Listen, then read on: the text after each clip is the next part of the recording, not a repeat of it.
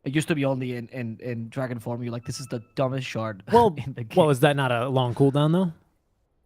Well, I guess, yeah. But I mean, it wasn't the cooldown necessarily. It was the fact that why can I only cast it when I'm already strong? I need a buff when I'm weak, not when I'm strong. Wonder how this works So, though for that's Davion. why. I mean, is that how it works in the anime? Does he ever have? I guess he does, right? He does eat someone. Yeah, he goes half dragon. I like mean, how he only has everyone breathe forgets fire about as a that. spell. Davion eats people. Like, we're just cool with that? By the way, Yeah, because look, it's very much like a lot of other things in life. If you eat people but you're very handsome, it's okay. I can't believe that. That's like a big thing in like the second episode, and we're like, oh my god, Davion just ate that guy, and then like they He's just the move main on with. character. And then they have the ramen episode and they just forget about it. You're like, come on, guys. These filler episodes. Doesn't he eat the bandits though? I mean, he does, but you know. Yeah, so bandits, it's whatever. It's whatever. We're just accepting it. So many people die in that show. I mean, we're still playing Luna, and but the they don't show all she's a go- straight up terrorist. They don't all get eaten. Oh, so eating is what makes it wrong? I would say so. I would rather be friends someone that's eaten one person than someone that's killed 1,000. Oh my goodness. I mean, I would rather not choose anyone. Yeah, I if mean, I'm I don't know. honest. That I seems have like the a choice, cursed but- choice right there. We'll move on. We'll Gun move to on. my Just, head, though. just remember that Davion eats people, okay? Okay. Very anti-Davion fan. Anyway, he can just shoot it because he has breathe fire anyway, so it's fine. Now they go. Timber Saw. Okay, Vitali. We do have Tiaris. There's the Dark Pack. They go for Tabo. Tabo has it. Tabo. They need him. Nice force tap. He's back. He lets Costabile in the high ground, though, and Costabile seems okay with killing the Slark. They need more area damage for him, however. Shadow Dance will save him for now, as Tabo activates the BKB. And Cold now, Feet. the Cold Feet will proc it again for Costabile. Where's the help? Where's the False Promise? They don't need it just yet. They're so holding on to it, as Tabo might need it a bit more. There's the False Promise to save Tabo. Super valuable. No Dragon Tail to stop December. So Ember is free to do whatever he wants. He's Costabile figured is out the dead. secret formula. Dragon Tail is down, so he is God. Costabile falls instead. Analog, though, gets stuck. And Analog will die because he got stuck in this small cliff. ADR? Meanwhile, the Stark is trying to find ADR. He goes Oh, that's a invisible. dieback. There's no dust, no need, as they just kill him with a Chakram instead. And at least King Jungle's able to get out of here alive. Tabo will as well. But you've lost your two main carries, your two sources of damage. This is a free Roche for sure for Hokori, and maybe even a lane Rax. Yeah, it definitely is as well, with mid lane pushing as hard as it is. Top lane is going to be fixed real quick. They'll send the Ember back to do it as he's bobbed back.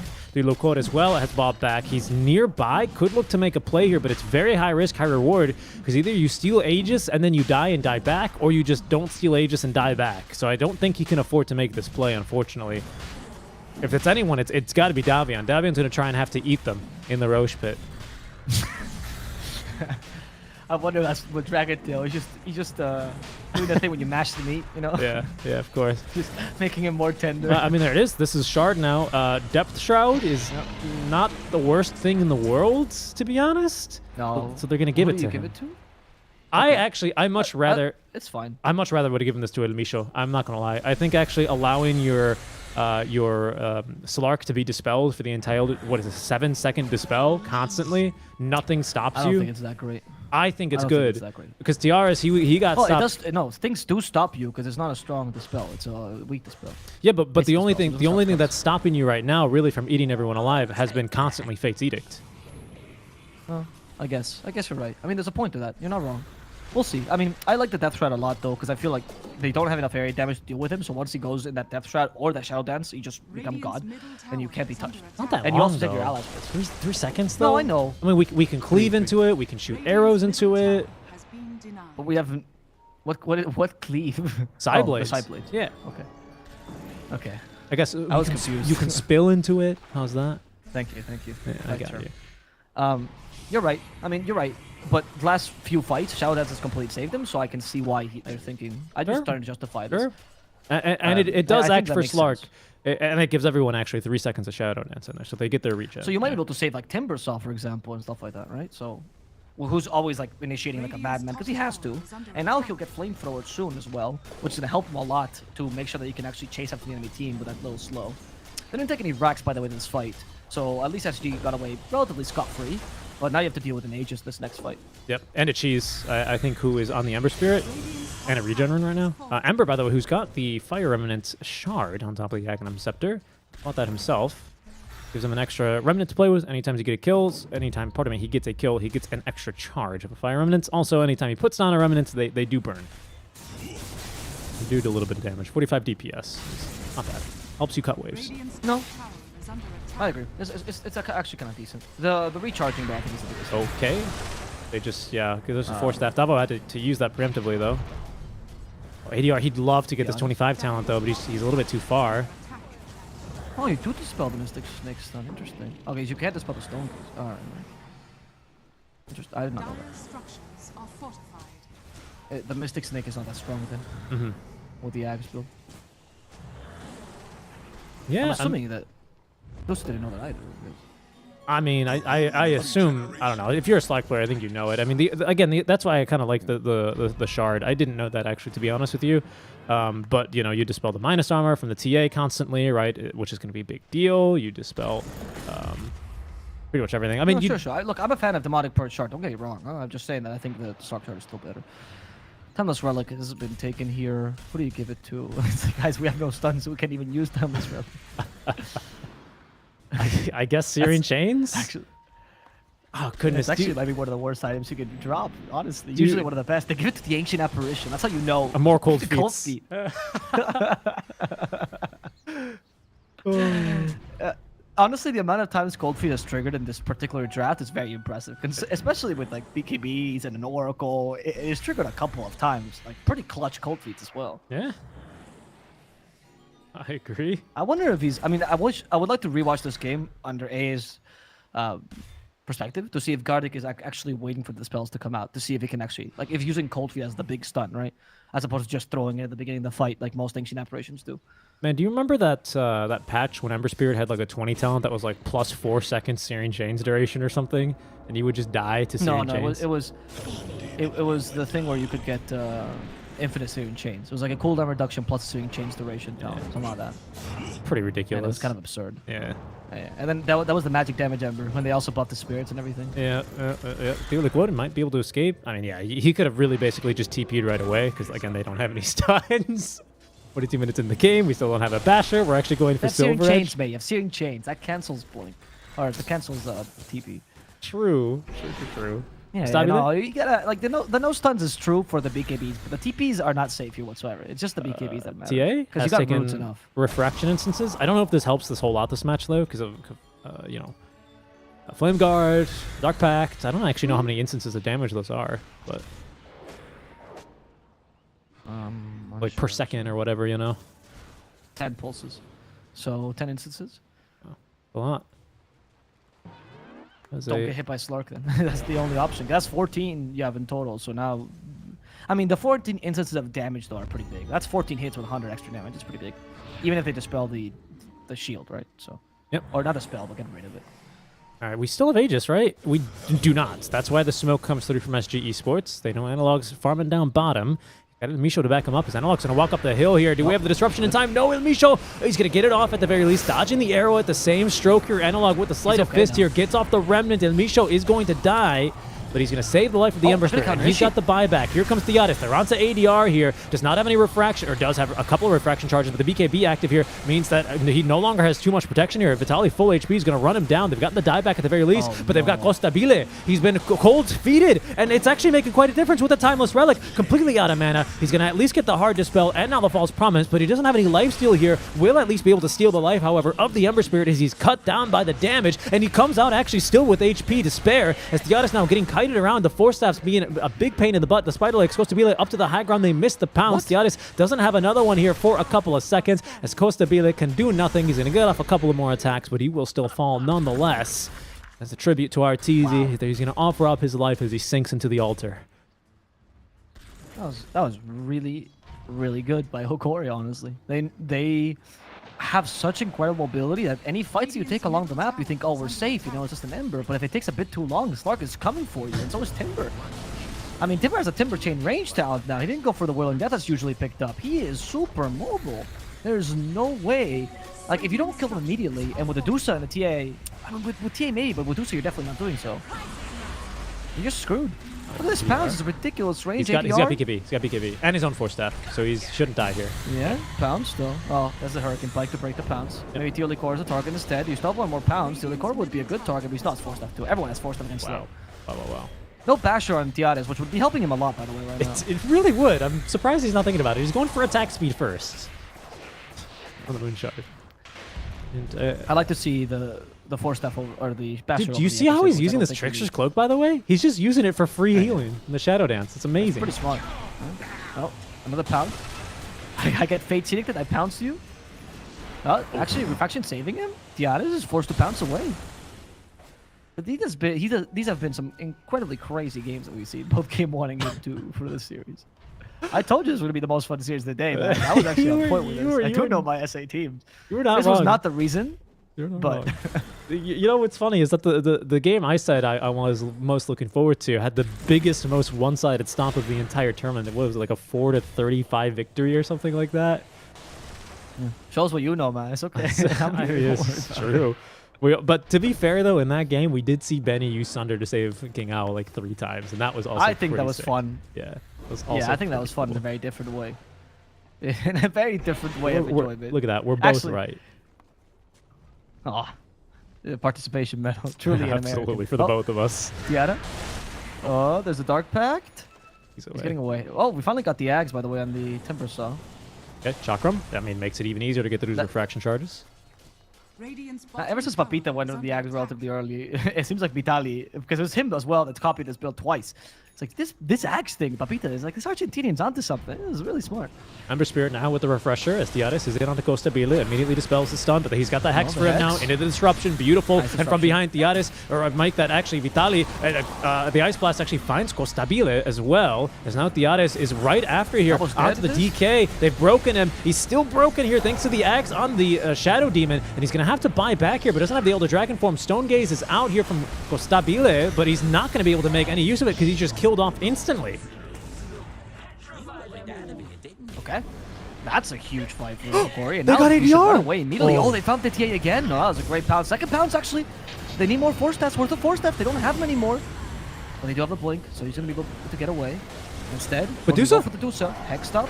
Medusa in trouble. Constabile out of mana. With a false promise, though, is that going to be enough? They have so much damage onto him. He's going to fight till the end because he knows he's dead anyway. Constabile, they're leaving him to die.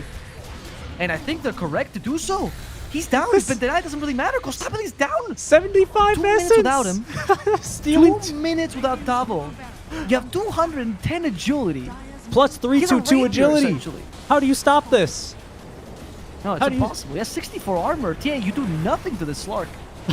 Oh, I think they've done it. Radiant's middle I think they've actually Yeah, done they it. have. Hokori, Radiant's middle have. tower is under the disarm, but it's not going to do much. Oh, look at this! The base race ADR. He's going to try and actually trigger a couple of TPs back, but he's forced back by the cold defeat. The GG is going to be dropped as they get King Jungles back in the base, and it's going to be the throne of SG to the one to explode here, making it the 1-1. You were right. You were totally right. The most entertaining match and the 1-1 scoreline to boot. Alvaro, he can't miss today.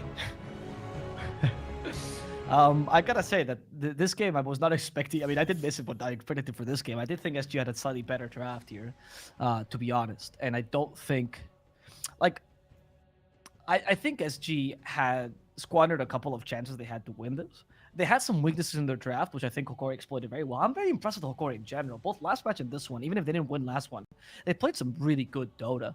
And I like how they're thinking of drafting slightly outside the box. You know, they don't think the Slark... I mean, no hero is truly unviable. They picked Troll and Slark, not traditional carries, which gave us a lot of love for this whole matchup. So they made yeah, they just made a really entertaining game overall. I find that SG needs to work, though, especially on... they need to work on their consistency, and what worries me is that, yes, I get it. These are not the most serious games, much like with no ping, right? But it's sometimes difficult to just turn it on the moment that you do need to be able to do that, right? These are good games to practice. I hope in playoffs it's when it comes or whatever happens, right? I don't hope I don't win until TI, because being able to just turn it on is not so simple. Yeah. And SG has made some grievous mistakes this match that kind of lost in the game when Hokori really wasn't no position to win this at the beginning, right? No, I mean, I would agree with you there. And I think it's, for a lot of players, it's... I mean, this is interesting. I mean, you talk to a lot of these guys as well, right? So maybe you'd have a bit more of an insight, but... Because I've seen this a lot as well in D2CL. It's a European tournament that's going on now. I think a lot of the viewers are going to be familiar with it, where you see a lot of the drive for these players kind of missing. And I think it can be very easy to hand wave it away because a lot of the players there are not actually playing at TI. I'd be curious as to see how Tundra and Team Spirit, who, well, Tundra's not going, but Team Spirit is, right, how they're going to be playing in this period, right? Because we haven't seen a lot of TI attendees go, right? Or play yet in this period. So maybe it's like, this is too long, 3 months, we can't keep the mental. Like, yeah, that's an interesting point. Because it is not easy to turn it on. You're absolutely right. You're absolutely right about it. And I think... It's concerning because what's concerning about this is that I think a lot of teams will just go and say, oh, this is not that important, right? And that excuse will come up very often. And I think the only teams that can truly do this, because they have a really rigid schedule, very good mentality, and the whole training around it is the Chinese teams, right? Because to them, this is a job. So when they lose these games, they actually, like, it's not coming from them that they say, oh, this is okay. It's coming from the coach saying this is okay, right? And the coach usually is hitting them. So the difference is pretty and if not, it's whatever Weibo or the Chinese social media site, because the players get absolutely flamed. I mean, whew. Yeah, no, I'm not even joking, by the way. I've seen some of the Chinese coaches hitting them, not like actual physical violence, but like, hey, you can't, like, you know, the typical thing the coach will do to like amp you up, right? Sure. So oftentimes I've seen this in SA, particularly in other regions, where sometimes you'll just lose your mojo. You tell yourself, oh, it's only because we don't care about these matches, and then the time comes you can't. So I hope this is not a wake up call to SG, but I hope this gets fixed over time, because I'm seeing the SG we saw in DPC again slowly, you know, wheedle through. This is more SG DPC season 1 not on DPC season 2, so that's good. But I want to see the SG that we saw in close qualifiers again, not that. Again, not to take away too much by SG, because I don't think they played a bad game overall, by the way. I think it was a pretty solid game for the most part. But there's some small minor mistakes that the best teams will not forgive. Yeah, of course. And even teams like Hokori are going to be able to, not to discount Hokori, because I think they played a great game. I don't mean it to sound like that, but, you know, if Hokori can get these mistakes out from incredible, you, actually. Yeah, I agree. But if Hokori can get these mistakes out from you, what's to say that every single other team at TI can't do it as well, right? Like these. Yeah, that's true. That's what I mean to say, and that's not an insult to Hokori whatsoever. But I mean, in qualifiers, right? SG is there and Hokori aren't. So there's a reason for that. Yeah, exactly. Exactly. So go ahead. I was gonna say I'm liking this new Hokori though. I think they're a good team at capitalizing for these mistakes. So just to put that point out there, I know you're not criticizing them whatsoever, but it's been very impressive how actually their mechanics are getting them through rougher game plans and rougher drafts. But their mechanics are really solid. Yeah, they are. And it's I mean, I don't know. I feel like we've kind of said a lot about this match. Is there anything else? I mean, we're halfway through the tournament, right? We had a bit of a pause at the beginning, so we discussed some of our predictions towards it, but yeah, I mean, thanks for tuning in, guys, because that's the last game for today. It's another draw here. That is going to be the third draw of the day. No Ping is going to be getting the 2-0 over the Backstab boys. So we've got, if this keeps up, we've got potentially quite a few tiebreakers down the line as we're now halfway through. So very exciting tournament here for the Mobius.bet Maestros. Thank you guys so much for tuning in throughout the day. Alvaro, I'll let you get any closing thoughts or comments in here before we throw the people on over to well, just nothingness, because we're done. Any other thoughts? I wanted to know what the matches are for tomorrow. That's a good idea. And I can go ahead and actually inform you of these. We have Unknown starting us off tomorrow versus Hokori. So, hey, if you like this game from Hokori, if you want to see him more, drop us a follow on the channel, because we're live at 2 p.m., Brazilian time tomorrow. That's confusing. Time zones are hard. They are for me. Just drop a follow on the channel. Get notified when we go live. We then follow that with Backstab Boys versus SG Esports. So if you liked SG, hey, join us for that one. Infamous versus No Ping Esports. And then we wrap up tomorrow with Infinity versus BINOMISTAS. Any matches that you're particularly excited for, though, out of the four? Just give me the one. Just give me the one that you wouldn't want to miss. What was the first one again? Hokori. First one is Unknown versus Hokori. I'll go first if you'd like. I think the last one. Infinity versus BINOMISTAS. Okay. It's probably pretty interesting to watch. Yeah, I think that one, because Infinity they both have like a veteran offlaner. You combine it with like a lot of young blood in between. There's no bad blood between them, but it's exciting to watch them, the different playstyles go. The only thing that sucks about this is like we're gonna get the server issues. So maybe No Ping versus Infamous is a bit more fun in that sense. I just don't think Infamous is really performing incredibly well this tournament. No, so yeah. Able to smack them. Yeah, I would agree. I would agree with that. But that's an interesting point. And hey, if that's something you guys want to catch as well, make sure you drop us a follow if you've enjoyed the cast. Well, it's been our pleasure. Make sure you guys, if you're interested and so inclined, hit that exclamation point casters in chat to follow us on Twitter if you guys want to keep up with us as well. But I think that's it for us, right? That really is it for us today. We're all finished up about an hour later than normal, but that'll happen here for our best of twos, especially when the games aren't as close and as exciting as they have been. The Mobius.bet Maestros returns tomorrow, guys, on this channel at 2 p.m. Until then, and on behalf of Alvaro and myself, stay safe and have an awesome day, because we'll see you tomorrow for some more Dota.